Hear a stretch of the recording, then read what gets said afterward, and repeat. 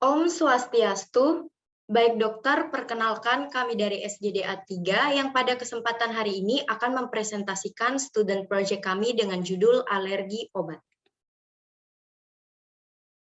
Berikut adalah daftar anggota SGDA 3 yang akan mempresentasikan student project berikut. Baik, di sini saya akan mempresentasikan latar belakang dari student project kami. Sebelumnya, perkenalkan saya Kadek Yurika Diswari dengan 3 digit NIM terakhir 007. Nah, sistem kekebalan tubuh memiliki fungsi yang sangat vital untuk homeostasis dan sistem pertahanan bagi tubuh. Mengapa demikian? Karena apabila ketiadaan homeostasis atau ketidakseimbangan, baik berhubungan dengan alergi, hipersensitivitas, atau autoimunitas, ini akan dapat mempengaruhi kualitas hidup pasien dan bahkan dapat mengancam jiwa pasien. Nah, urgensi dari hal ini yaitu penyakit alergi meningkat di negara-negara di bagian timur dan Asia, di mana penyakit alergi merupakan masalah kesehatan utama di negara-negara tersebut. Penyakit alergi ini dapat disebabkan oleh alergen. Alergen merupakan suatu faktor yang dapat memicu reaksi alergi, baik berupa iklim, makanan, dan obat. Nah, di sini kami akan membahas mengenai alergi obat. Alergi obat merupakan salah satu bagian dari adverse drug reaction atau ADR, di mana alergi obat ini merupakan suatu respon terhadap obat yang bersifat toksik, berbahaya, dan tidak diharapkan walaupun dalam dosis normal. Nah, alergi obat ini terjadi sebagai akibat dari reaksi hipersensitivitas dalam mekanisme Hampton, Pro-Hampton, dan konsep PI. Nah, ada dua tipe reaksi dari alergi obat. Yang pertama yaitu reaksi tipe A atau predictable, di mana reaksi tipe A ini menyumbang sekitar 80% dari total kejadian alergi obat. Sedangkan reaksi tipe B ini merupakan reaksi yang unpredictable atau tidak dapat diprediksi yang menyumbang sekitar 10% hingga 15% dari total kejadian alergi obat. Nah, oleh karena itu, diperlukan suatu pendekatan diagnosis yang akurat dan sistematis. Baik, sekian yang dapat saya sampaikan, akan dilanjutkan oleh rekan saya. Terima kasih. Baik, selamat pagi dokter dan teman-teman. Perkenalkan saya Kevin Anan Paulus dengan 3 digit NIM terakhir 171. Saya akan menjelaskan bagian rumusan masalah terlebih dahulu. Berdasarkan dari latar belakang tersebut, terdapat beberapa masalah yang dapat dirumuskan sebagai berikut. Yang pertama, bagaimana gambaran umum untuk alergi obat, bagaimana mekanisme terjadinya alergi obat, apa saja klasifikasi dari alergi obat, apa saja faktor risiko dari alergi obat, apa saja manifestasi klinis yang dapat timbul ketika seseorang mengalami alergi obat, bagaimana diagnosis dari alergi obat, apa dilakukan untuk mencegah alergi obat, bagaimana penata laksanaan untuk alergi obat, dan yang terakhir bagaimana prognosis dari alergi obat. Baik, selanjutnya saya akan menjelaskan tentang tujuan. Adapun tujuan dari penyusunan student project ini adalah sebagai berikut.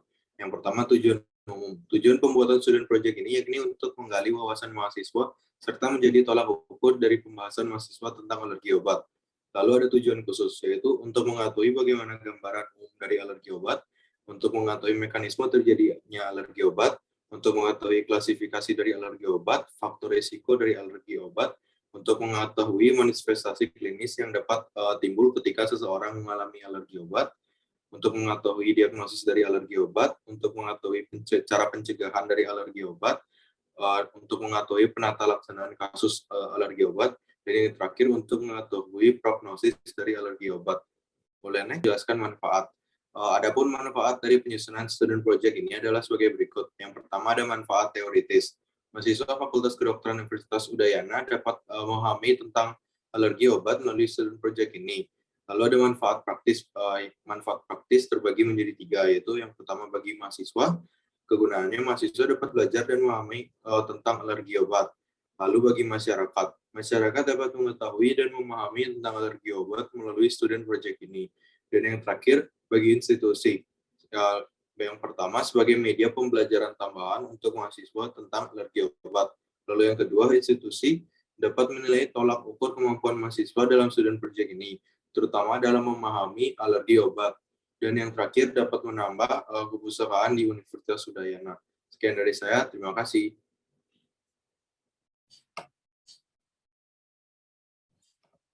Baik, terima kasih atas waktunya. Perkenalkan, saya Fani Pramesti dengan 3 digit NIM terakhir 022, izin untuk presentasikan mengenai gambaran umum alergi obat. Alergi obat menyiratkan spektrum reaksi hipersensitivitas yang dimediasi secara imunologis dengan berbagai mekanisme dan manifestasi klinis. Reaksi obat yang merugikan ini tidak hanya mempengaruhi kualitas hidup pasien, tapi juga dapat menyebabkan penundaan pengobatan, pemeriksaan yang tidak perlu, bahkan kematian. Mengingat begitu banyak gejala yang terkait dengan kondisi tersebut, diagnosis seringkali menjadi tantangan, di mana diagnosis didasarkan pada anamnesis dan pemeriksaan fisik yang cermat. Dan dalam beberapa kasus, tes kulit juga great challenge diperlukan. Induksi terhadap prosedur toleransi obat mungkin juga diperlukan. Strategi yang paling efektif untuk pengobatan alergi obat adalah menghindari atau menghentikan obat yang menyebabkan alergi. Reaktivitas silang antar obat harus dipertimbangkan ketika memilih agen alternatif, tetapi terapi tambahan untuk reaksi hipersensitivitas obat termasuk kortikosteroid topikal, antihistamin oral, dan pada kasus yang parah, kortikosteroid sistemik. Dalam kasus anafilaksis, pengobatan pilihan adalah injeksi epinefrin. Jika obat tertentu yang diindikasikan membuat pasien alergi yang tidak ada alternatif yang sesuai, prosedur induksi toleransi obat dapat dipertimbangkan untuk menimbulkan toleransi sementara terhadap obat tersebut. Demikian dari saya, bisa melanjutkan ke teman saya. Terima kasih.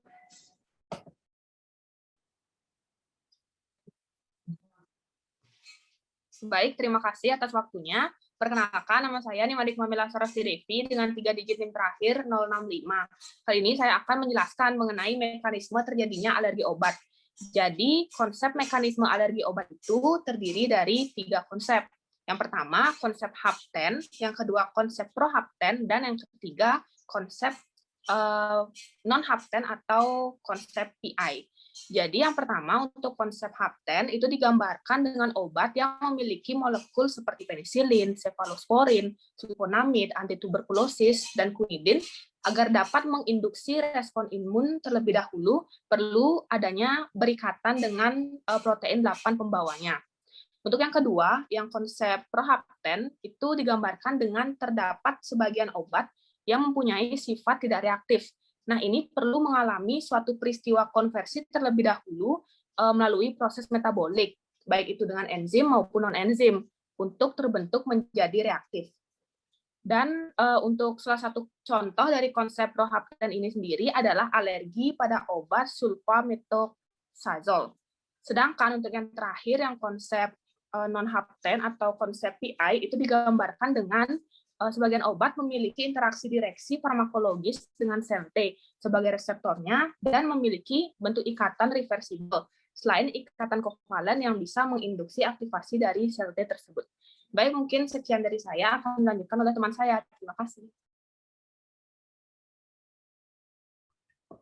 Baik, perkenalkan, saya Kemang Garamjaya dengan 3 digit NIM terakhir 213. Selanjutnya adalah klasifikasi alergi obat.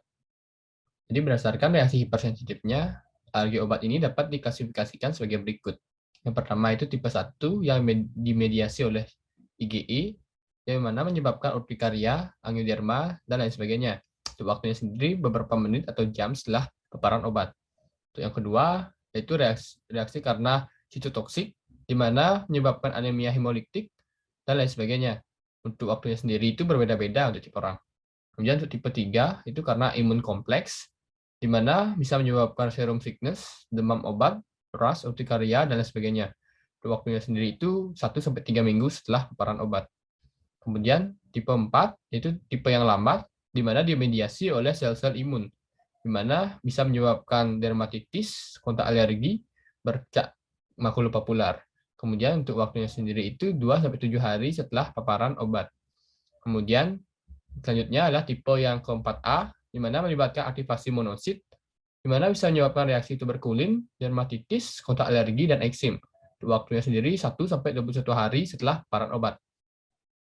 Kemudian tipe 4B, di mana melibatkan aktivasi eosinofil, di mana menyebabkan eksantema makulopapular, disertai dengan eosinofilia dan DRESS, di mana ini waktunya itu 1 beberapa hari untuk eksantema makulopapular, sedangkan 2-6 minggu setelah paparan itu untuk DRESS.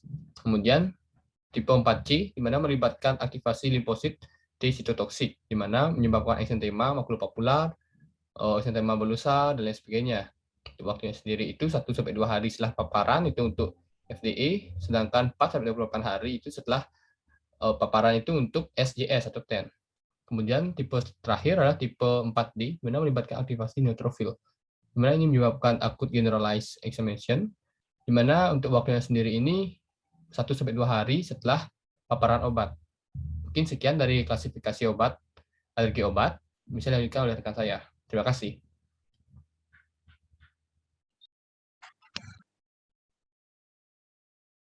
Baik, perkenalkan, saya Ngurah Bagus Agung Surananda Paradista Negara dengan 3 digit NIM 236.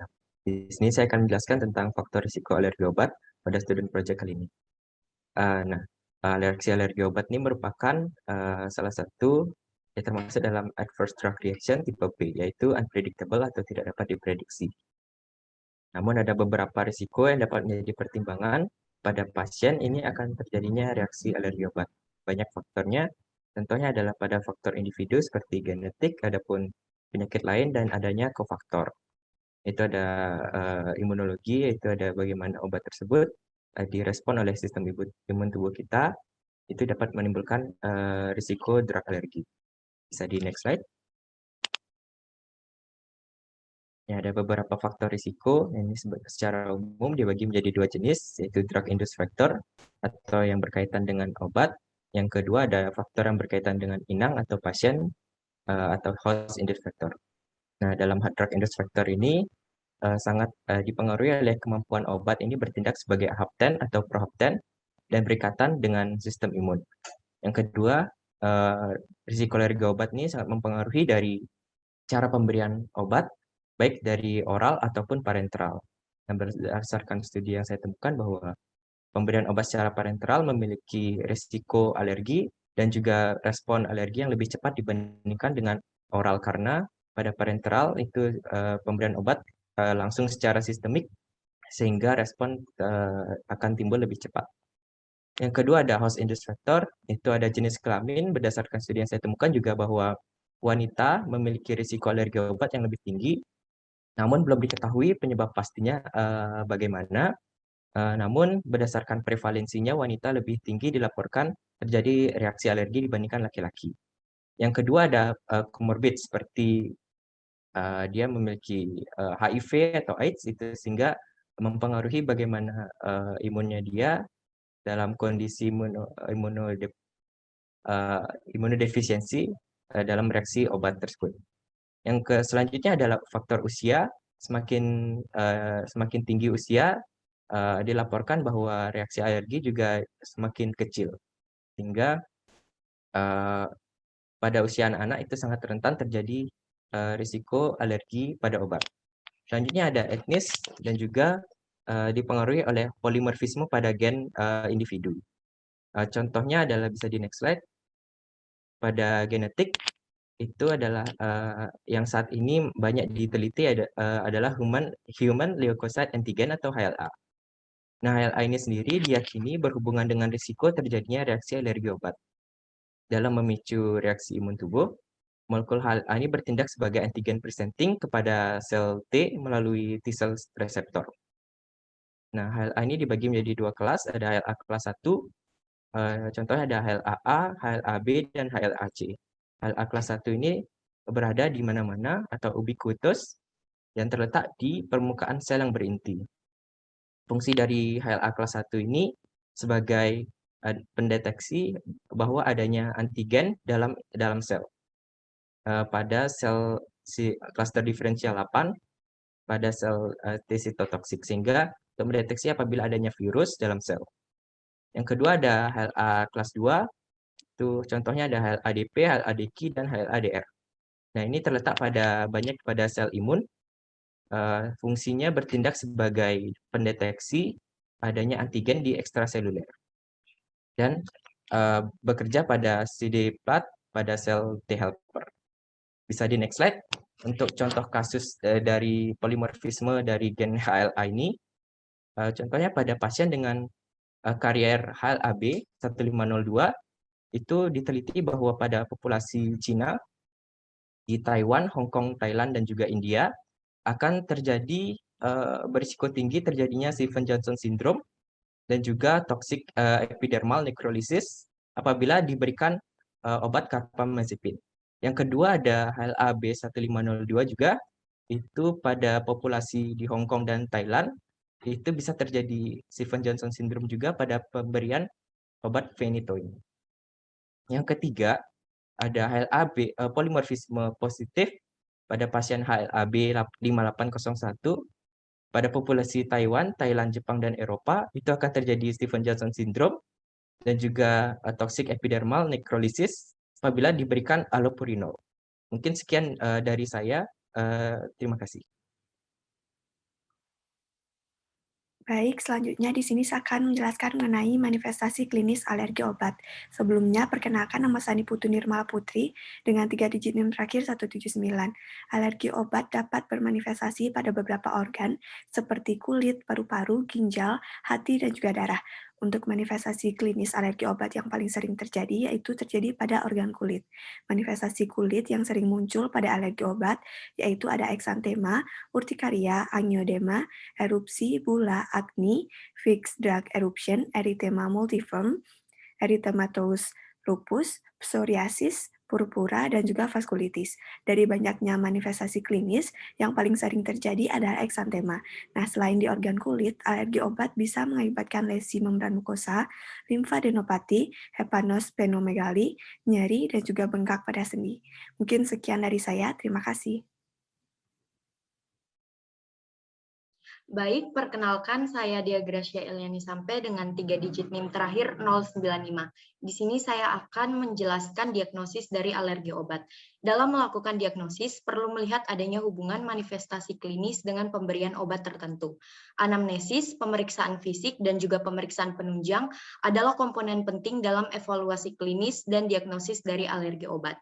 Untuk yang pertama, di sini ada anamnesis, di mana pada anamnesis dilakukan wawancara pada pasien, di mana kita harus meminta informasi yang perlu ditanyakan meliputi riwayat penyakit dan penggunaan obat sebelumnya, riwayat alergi obat sebelumnya, toksisitas, serta perlu ditanyakan juga mengenai jangka waktu mengonsumsi obat, hingga timbulnya onset reaksi gejala yang dialami. Untuk yang kedua, ada pemeriksaan fisik, di mana ruam makulopapuler adalah manifestasi kulit yang paling umum terjadi dan menimbulkan erythematosa, urtikaria, dan angiodema akibat dari mekanisme yang dimediasi oleh IgE dan non-IgE. Sindrom Stevens-Johnson dan toxic epidermal necrolysis merupakan bentuk yang terparah ditemukan pada pemeriksaan fisik akibat dari reaksi obat pada kulit seperti obat sulfonamid.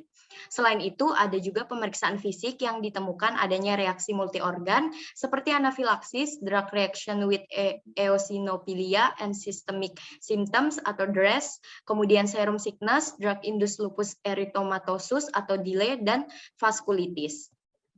Adanya pemeriksaan penunjang, di mana pemeriksaan penunjang umum ini terdiri dari pemeriksaan darah perifer lengkap, tes imunologis khusus, pemeriksaan ronsen, dan elektrokardiografi.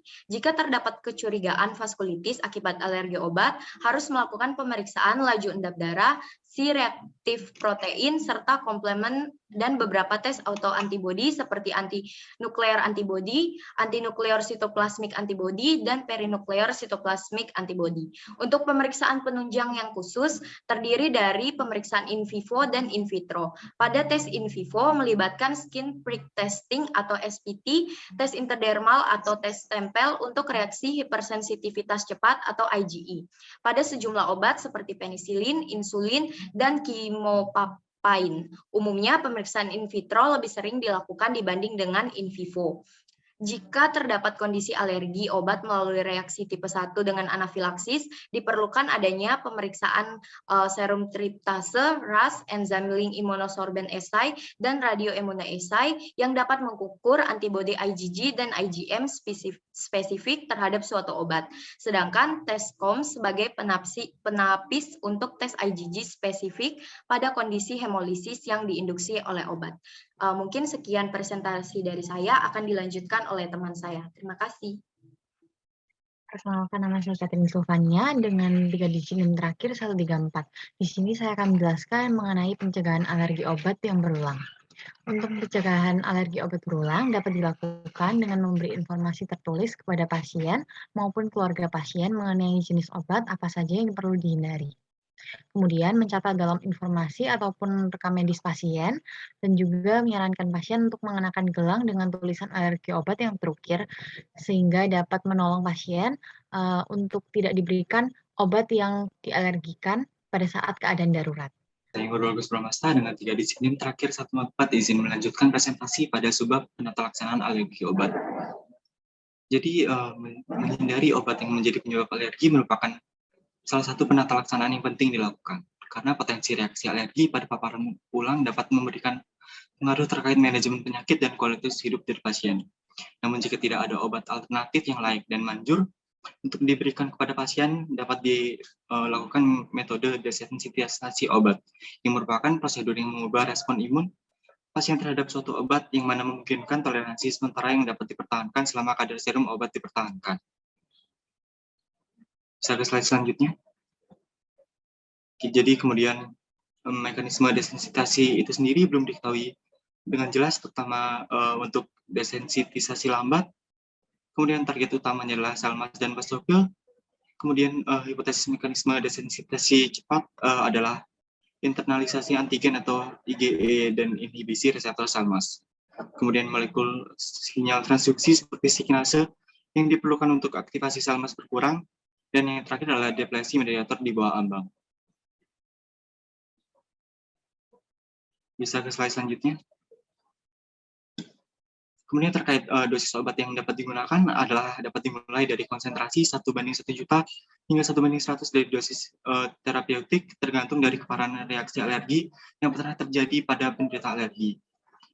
Atau tergantung pada titik akhir konsentrasi non-iritatif uji kulit intradermal yang mana dosis ini akan meningkat sesuai protokol yang digunakan. Di mana protokol itu sendiri terbagi menjadi dua. Yang pertama adalah desensitisasi cepat yang ditujukan untuk penanganan reaksi tipe 1 dengan prinsip menaikkan dosis secara progresif dimulai dari dosis kecil dan digandakan setiap 15 hingga 30 menit dan diamati selama 2 jam setelah dosis obat terakhir.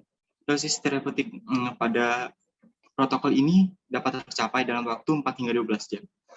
Sementara itu untuk desensitisasi lambat ditujukan untuk penanganan reaksi tipe 4 tertunda dengan prinsip adalah memberikan obat dosis rendah yang kemudian akan dinaikkan dalam waktu 1 hingga 2 jam atau lebih dengan interval sampai dengan 24 jam untuk mencapai dosis terapeutik. Bisa ke slide selanjutnya. Kemudian untuk cara pemberian obat, metode ini ada oral dan intravena, di mana untuk oral sendiri lebih aman, murah, dan mudah. Namun ada beberapa protokol yang menggabungkan kedua cara pemberian obat tersebut seperti protokol penisilin, insulin, agen kemoterapi, dan antibodi monoklonal.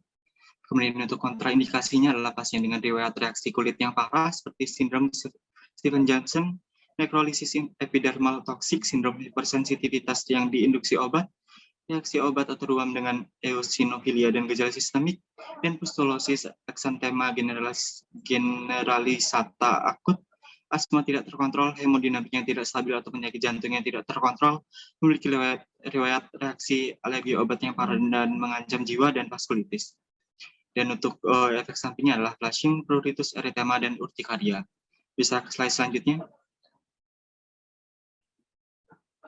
Kemudian selain dari penyedaran obat yang menjadi penyebab dari alergi dan metode desensitisasi obat, ada pula terapi simptomatis menggunakan antihistamin H1 yang merupakan obat yang efektif dan aman digunakan untuk meringankan gejala gatal dan edema yang biasa terjadi pada penderita alergi obat, serta digunakan juga untuk pengobatan darurat dan pencegahan reaksi anafilaksis.